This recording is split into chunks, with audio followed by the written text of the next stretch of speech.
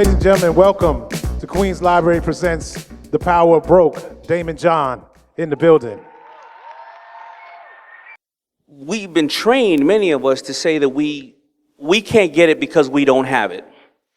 And many of you may have heard my interviews, but there are, wherever the bracket is of the wealthiest people in the world or in the city, whatever the case is, more out of the 100% of them, over 60% of them will be individuals that were self-made men and women. That means they were all broke, right?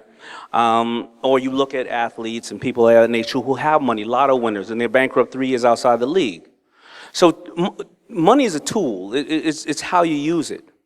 And when you realize that money is not the vehicle to get you there, you then start to become creative. I always tell people they got to put themselves in 2 to 5 words.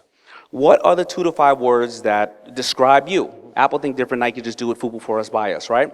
Because if you don't know the 2 to 5 words that describe you, when you walk into a room, you leave it up to people to interpret. Now, the 2 to 5 words, people may sit here and say, well, the 2 to 5 words have to be glamorous. No, old dirty bastard knew his name was old dirty bastard. And he followed that all the way through. You just got to keep it real, I guess, right? The biggest thing that people really mistake is trusting their gut. You have to trust your gut, and you have to be ahead of the game. The only way you're ahead of the game is going out into that world that you live in and that you're operating in and touching the people. Like, you have to talk to them. You can do all your analysis you want, and you have to do that, but you have to touch the people. So you look at me, I'm in those clubs. I really am. I enjoy it sometimes. Sometimes I don't. I know that if I want to get to a music artist, trying to get him to set up a meeting is fine, whatever the case, that ain't going to happen. I'm going to see him in the club where you pop in a bottle, and we're going to have a 5-minute conversation, and we're going to follow up after that. Robert Herjavec on the show. He races the expensive Ferraris. Why? Because Robert is one of the top cyber theft experts in the world, and he builds firewalls for people like American Express and, Brioni and things like that. Those people are in that world. That's where they travel, right?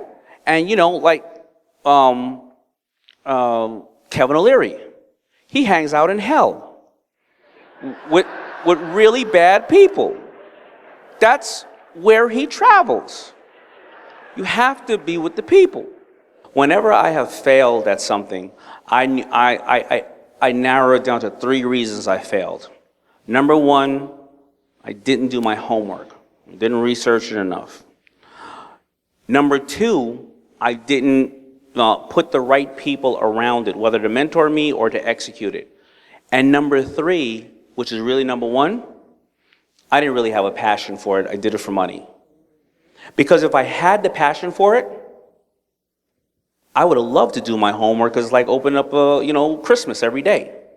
And if I had the passion for it, if this person didn't work out, I'd have found another person for it.